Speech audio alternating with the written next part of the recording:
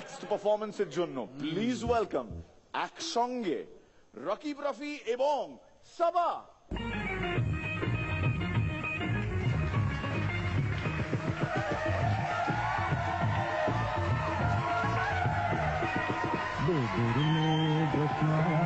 কথা দিয়েছে হাসি হাসি বলে জ্যোৎস্না ফাঁকি দিয়েছে, বেদের মেয়ে জ্যোৎস্নায় আমায় কথা দিয়েছে, হাসি হাসি বলে জ্যোৎস্না ফাঁকি দিয়েছে।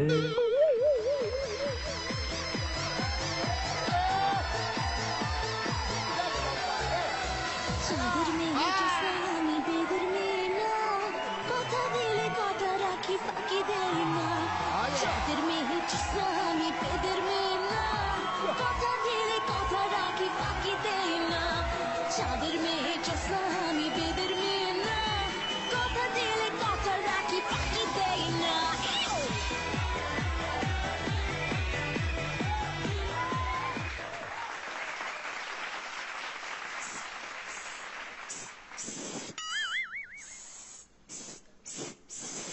এই যে ছাইরে দুটো জোকস বলো, নয়তো এলিমিনেট করে দিলি আমার প্যান্টটাই হয়ে যাবে না। কি হলো, কাঁদতেছো কেন? আসলে এলিমিনেশনের কথা শুনলেই আমার এই অবস্থা হয়।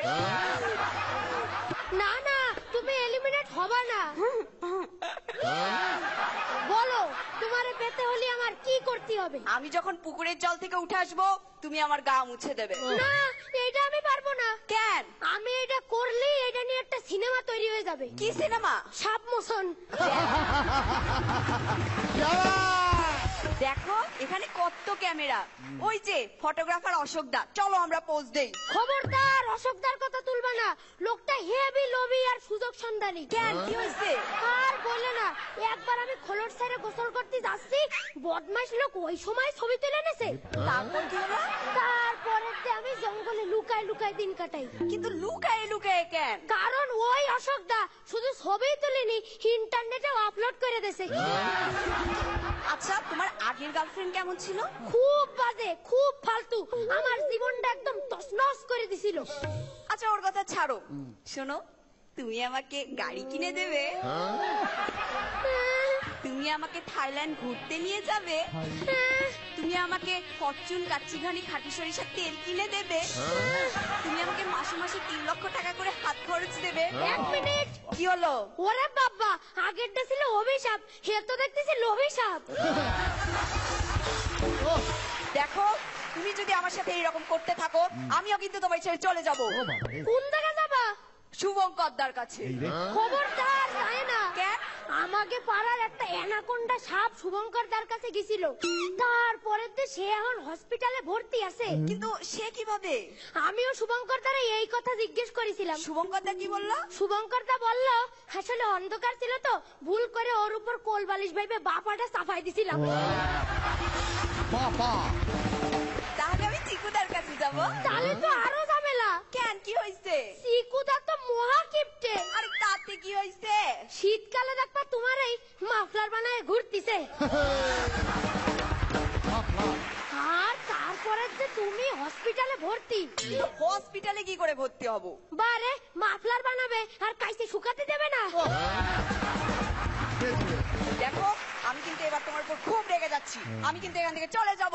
এইভাবেই যখন সংসারে বর বউয়ের ঝগড়া হয়, ভিলেন প্রতিবেশীর এন্ট্রি হয়।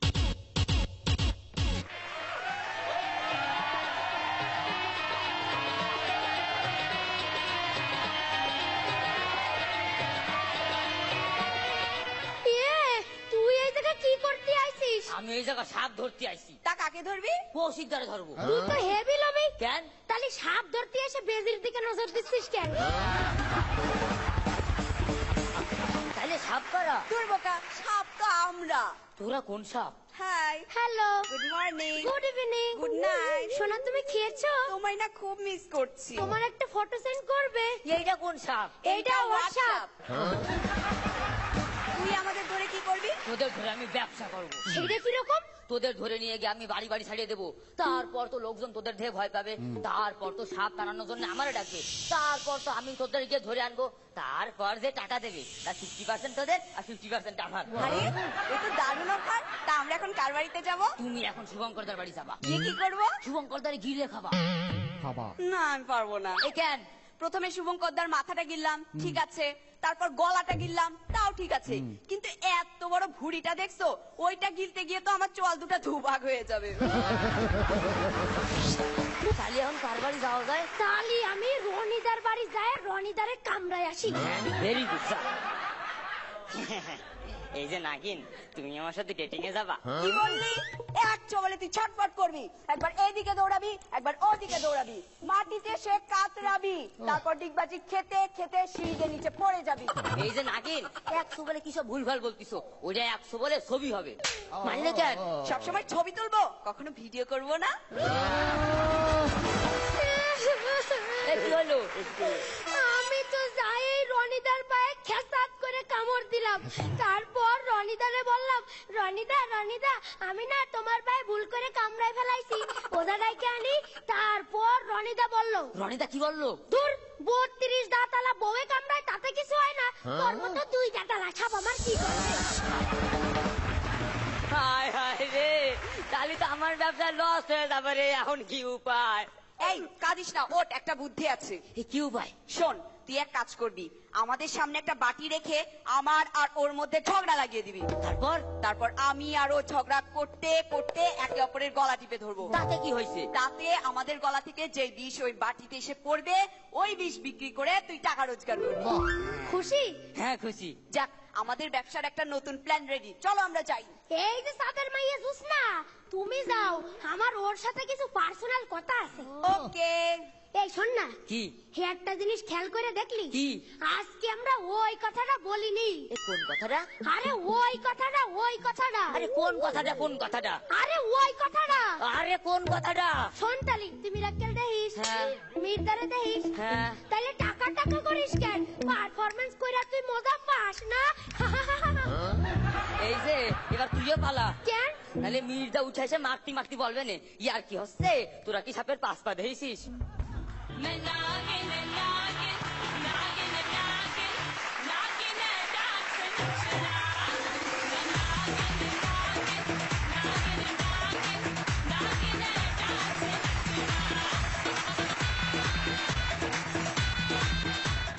আচ্ছা, এই সূত্রে জানিয়ে রাখি যে সন্দীপ রায়ের বাদশাহী আংটির জন্য রনিদা কিন্তু সত্যি সত্যি এই কয়েকদিন আগে সাপ হ্যান্ডেল করেছে, এবং সেই অভিজ্ঞতাটা একটু আমি চাইবো রনিদা শেয়ার করুক আমাদের সবার সঙ্গে।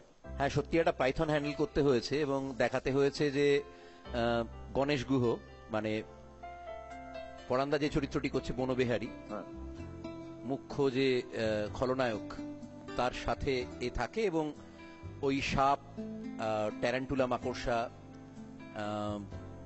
ব্লু স্করপিয়ন এসব হ্যান্ডেল করে এবং খুব ভালোবেসেই করে আর কি। আচ্ছা, তো সেই জন্য পাইথনকে খাঁচায় ঢোকাতে হয়েছিল এবং হাতে ধরে থাকতে হয়েছিল এবং বাড়তি বাড়াবাড়ি করে তার মুখে একটা চুমুও খেয়েছিলাম।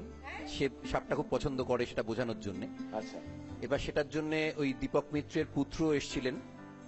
তার আগে তার সাথে যেসব গল্প বলে আমার প্রিপারেশন হলো, তিনি প্রথমেই আমায় বললেন, এই দেখুন না কেউটে না গোখরো কোন একটা সাপের কথা বললেন, ছোবল দিয়েছিল সেই জন্য চুল উঠে গেছে মাথা থেকে।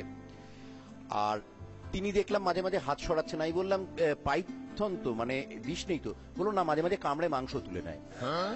মানে এটা বলছেন তোমায় প্রিপেয়ার করার জন্য?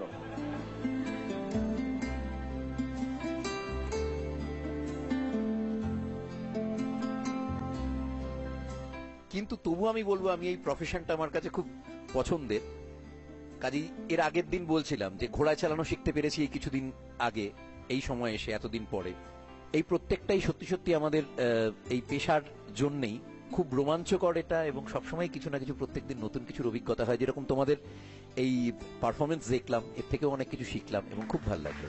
শ্রীলেখা, নাগিন কন্যা, নাগিনা যে क्या बात, যে ঝটকা মটকা গুলো দিলি না ঢুকে, আমার ভীষণ ভালো লেগেছে। কি বলবো তোমাদের, ওইরকম বয়সে আমার এতটা কনফিডেন্স ছিল না যে মীরের সামনে এবং যারা যারা সবাই রয়েছে ইনক্লুডিং মি অলসো, এই বয়সে দাঁড়িয়ে যদি আমাকে কেউ বলতো এই পারফর্মটা করে দেখাতে, আমি বোধহয় পারতাম না। তোমরা সেটা পারো, সেই সাহসটা অনেকটা বড়, আরেকটা দেশে এসে করা। Thank you very much, hats off. সত্যি খুব ভালো বাবু, খুব ভালো তিনজনে। রাকিব, রফি এবং সাবা, ওয়েল ডান। দেখতে চমৎকার লাগছে। আমাদের কস্টিউম টিমের জন্য, মেকআপ টিমের জন্য আলাদা করে হাততালি।